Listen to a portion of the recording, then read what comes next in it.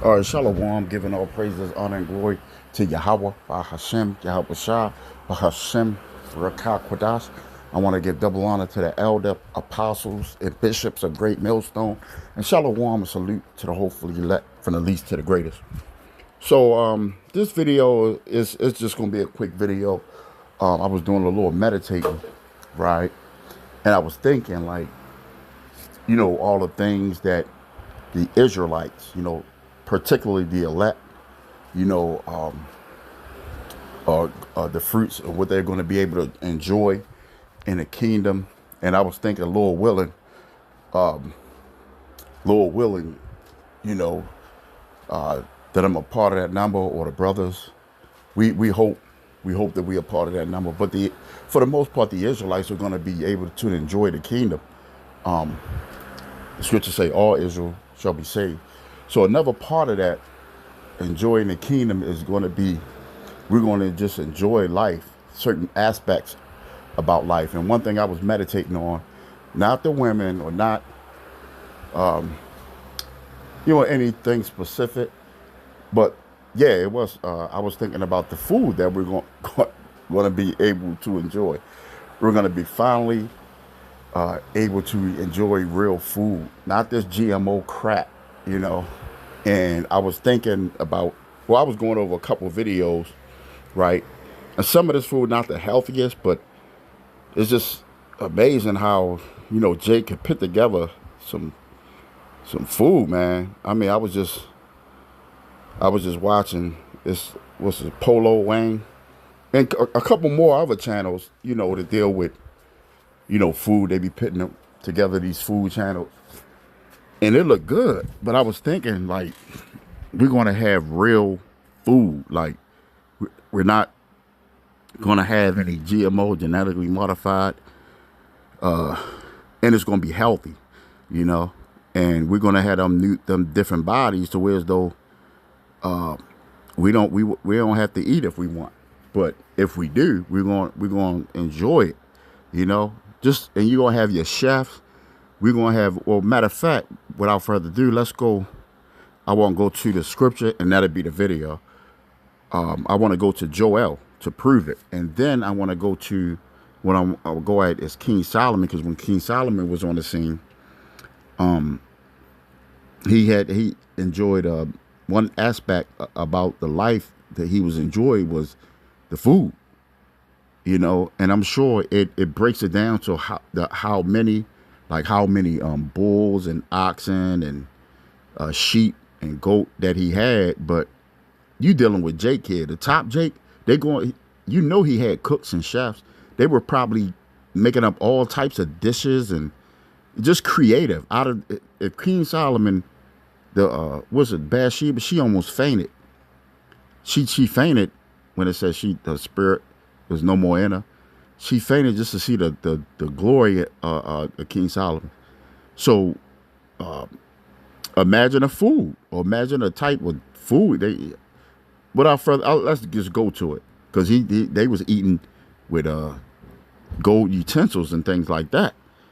But that just when I was watching some of these cooking videos, I was just thinking, meditating on that. Like, we're gonna have the best. If you wanna, and Moab ain't gonna be cooking up no abominable things. No, none of these nations. They're gonna be working for us, but it's all gonna be lawful food. All right.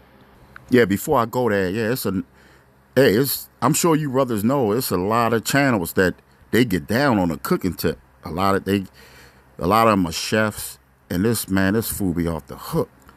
The way they prepare it. There's another one. You know, and you got top chefs that be going in. I mean, and have a new recipe. Man, they be going in on these channels. This guy right here, he go in with the meat, and the things that he be making, it makes his mouth watering, you know. And we ain't gonna have any diseases, so we're gonna be able to eat the finest foods, and it's gonna be prepped right. You're gonna enjoy it, and I know We don't go into eating and all that food. What apostles do, but for the most part, we try to eat to the good, to the best of our ability, and under this hell, you know. So yeah, it's a lot of channels on eating, on the chefs. Hold on, and these channels are all through, all up and down on YouTube. I search them out. It's Today a lot. We're making my take on a breakfast fry-up. Man, they go in. This one, is this him? Man, they be making stuff that you never even heard of, and and you know it's healthy because some of them are in different countries, and so they're not under this GMO crap, and they prepare the food well and nice. And it's amazing.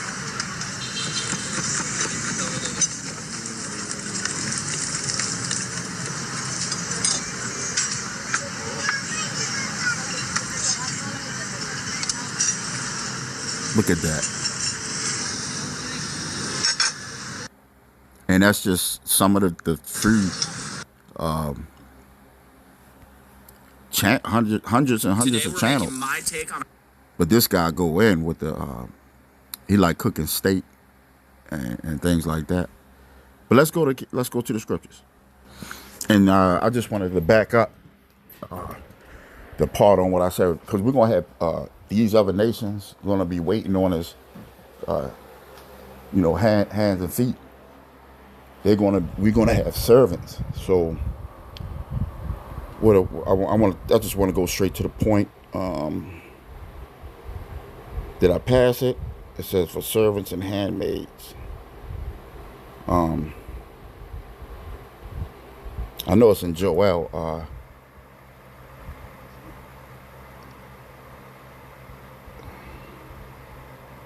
Hold on. All right. So I'll start at Joel. I just want to go to the point. It said, the children also of Judah and the children of Jerusalem, what that represent? The 12 tribes, the northern and the southern tribe, or the southern and the northern tribe. It says, the children also of Judah. Well, I'll go up. Verse 3, and they have cast lots for my people, and have given a boy for an harlot, and sold a girl for wine, that they might drink. Yeah, and what have you to do with me, O Tyre and Zidon, the Hamites? And all the coast of Palestine will I render me a recompense. You got to pay. Recompense means to pay back. So it says a recompense. And if ye recompense me swiftly and speedily, will I return your recompense upon your own head. Because you had taken my silver and my gold, which represents, the Israelites' goods when they sacked the temple.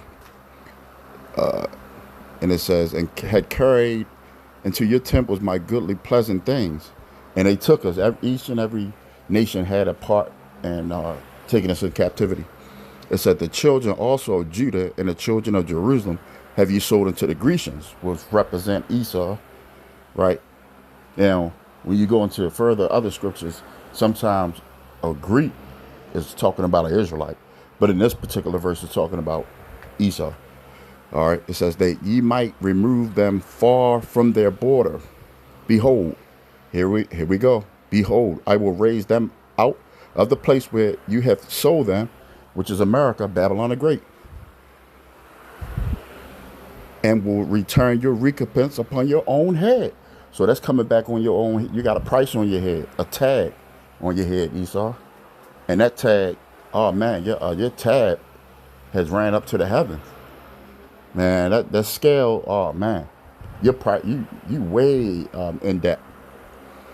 1,000 years. It says, and I will sell your sons and your daughters into the hands of Judah, and they shall sell them to the Sabians, which the Sabians represents, other nations or other Israelites. We're going to be selling.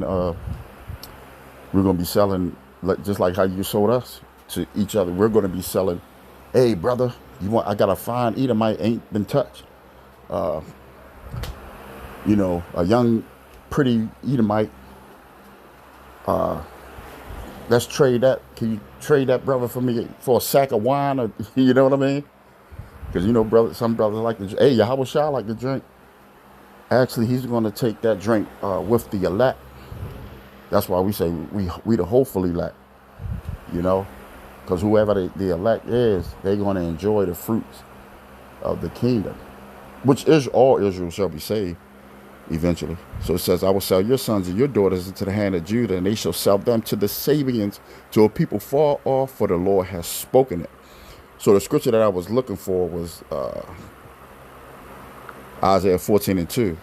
It says, for the Lord will have mercy on Jacob and will yet choose Israel and set them in their own land. So the Lord going to put us in not no 1940, what is it, 48, 40 something bullshit that the declaration where you Edomites put yourselves in that land. It says, and the strangers shall be joined with them, and they shall cleave to the house of Jacob, which the other Israelites. It says, and the people shall take them and bring them to their place, and the house of Israel shall possess them in the land of the Lord for servants and handmaids. We're going to have servants and handmaids. And I was just showing you that good food. And they shall take them captives who captives their word. We were captives to them. It says, and they shall rule over their oppressors. Who's oppressing us right now? Esau. So we're going to have servants and handmaids to make us that delicious food. So let me look up that verse where it shows you for a day how much King Solomon. Hold on. All right. So 1 Kings 4:22. There's the Apocrypha 2. Let's go to the first. Let's go to the blue letter. Let's go to 1 Kings. What was it? 14:22. 1 Kings 14:22. No, that wasn't it. 1 Kings 4:22.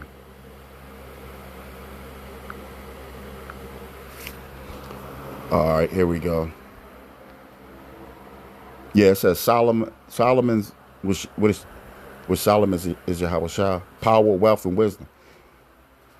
It says, Judah and Israel were many as the sand which is by the sea, and multitude eating and drinking and making merry. So Jake was doing it up. They were eating good. You see it right here. It says eating. Where we at? Did I go to another? Damn. Let's go back. I pressed the button. Yeah, 4:22. I'll start at 20. It says, Judah and Israel were many as the sand of the sea, and multitude eating and drinking and making merry. So they was eating, drinking, and having babies, what Jake liked to do. And Solomon reigned over all kingdoms for the river unto the land of the Philistines and to the border of Egypt. So he had power over them Egyptians, over all of basically the known world back then. And they brought presents to serve Solomon all the days of his life. Now here we go right here, because Solomon enjoyed eating. It says, and Solomon provision for one day was 30 measures of fine flour. So what you think you can make out of flour? Come on, Jake is all these foods that we got now, it came from Jake. Out of flour, you can make all types of cakes and cornbread and breads, all types. What is it? Bagels. There's so many things my mind, I can't think of them at this moment, but there's so many things you can make out of flour. It says, and 60 measure of meal. It says 60 measures of meal. What that meal mean? I wonder what he mean by that. Because the flour and of meal, flour, I guess. It could be anything that had to do with butter, maybe butter or other thing. So it says, here we go. It says 10 fat oxen. What could you make out of Hey, the tribe of Benjamin like to make oxtails. You know, it's a channel on YouTube that this guy, this Benjamin, he be getting down, man. He be making the oxtail fall off the bone. You know, you probably had him back in the past making oxtail for Solomon or something. But you know, come on now, oxen. It says, and 20 oxens out of the pasture. This for one day now. Now, of course, all this had to feed his household, you know. But you don't think that Solomon had chefs and all types of, all different luxurious and where you want to, I'm looking for the word, unique or, what's that word? Exotic type of meals. Come on now, he had the finest. 100 sheep, which you can make out of sheep, all types of meat, delicious meats and all type of luxury meats and exotic meals. It's a besides hearts, which I believe that is a bird, some type of bird. Let me see. Yeah. Oh, okay. It's a deer. A hart. A type. Yeah. So that's in that hearts and roebucks and fallow deer and fattened fowl. So he had all types of meat. So this proves that there's nothing wrong with eating meat. As far as like in this system of things, the meat is polluted, it's bad, but man, meat is, you need meat. For he had dominion over all the region on this side of the river. Okay. So he had all this in one day. 10 fat oxen and 20 oxens out of the pastures. So he had all types of steak. That's what you make out of, ox, deer, cows, roebucks, fallow deer, fattened fowl. That goes into, what is it? Fattened fowl. Yeah, see a bird. So he had all that turkey, chicken. That goes into turkey chicken. Look, deer, roebuck.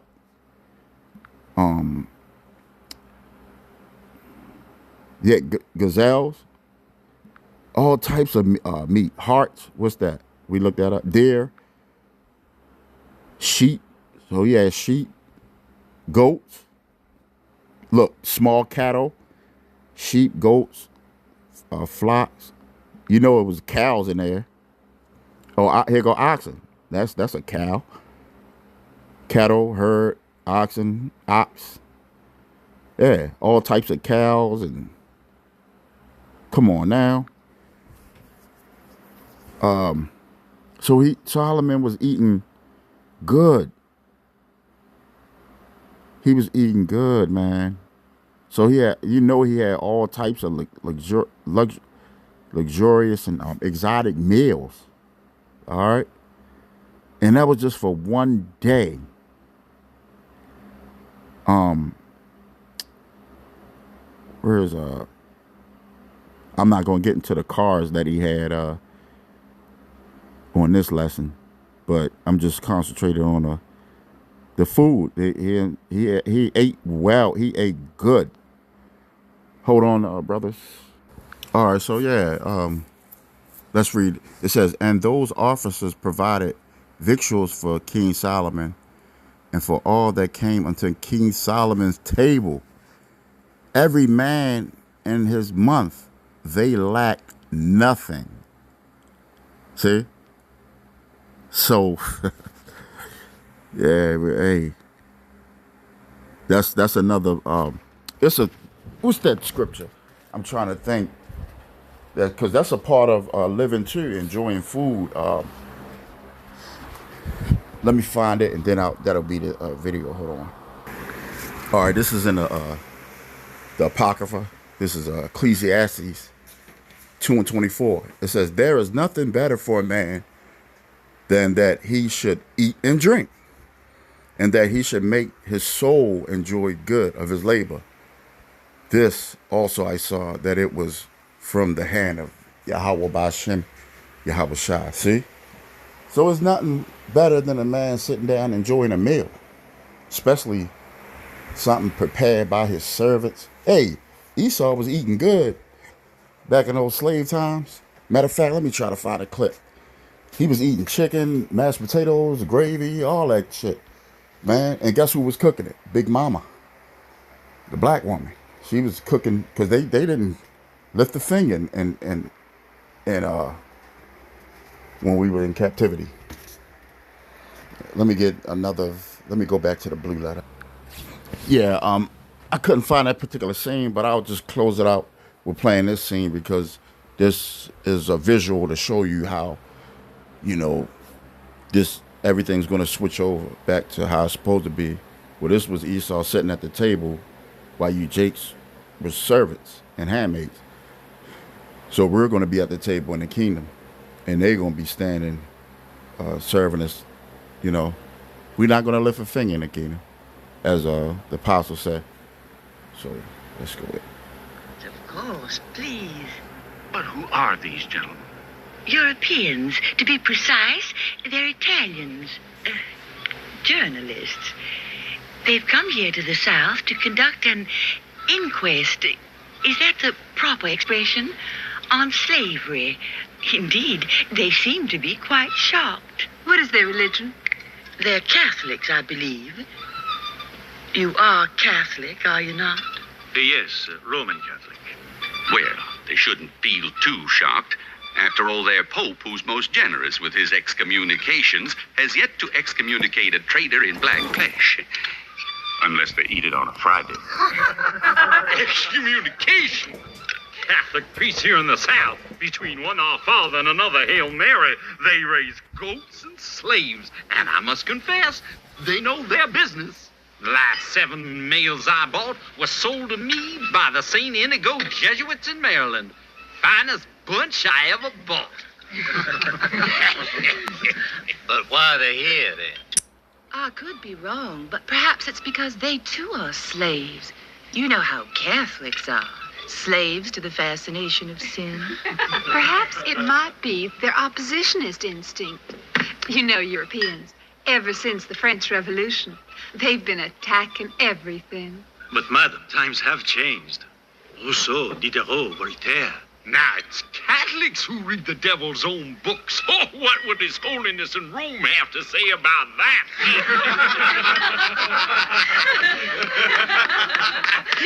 Please, these gentlemen are my guests, and I myself have allowed them to move freely about the house, so they can learn who really are the slaves and masters here.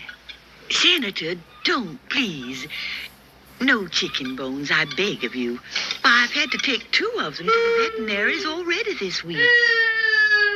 Well, at this point, I have a suggestion that might enlighten our friends from Italy. All of you at this table are distinguished people, and it would be most illuminating to hear your frank and authoritative views on the subject of slavery. For you know what Europeans say about us, that we have a guilt complex and won't talk about it. I agree, and I shall speak first. We cannot hide slavery any more than we can hide an erupting volcano, a forest fire, or leprosy. In my own case, it is true that I have freed my slaves because they were stupid, foul-smelling, sad, and bothersome. I'm an aristocrat. I believe in freedom, but not equality. That is my statement. Signed, John Randolph of Roanoke. I'm Professor Thomas R. Duke. In history, we know that every great civilization was founded on slavery. Let us take the classic examples of Greece and the Rome from whence you gentlemen come. It's God's and nature's law that man attempt to prevail over his fellow man. Till one becomes the master, one becomes the slave. Let us remember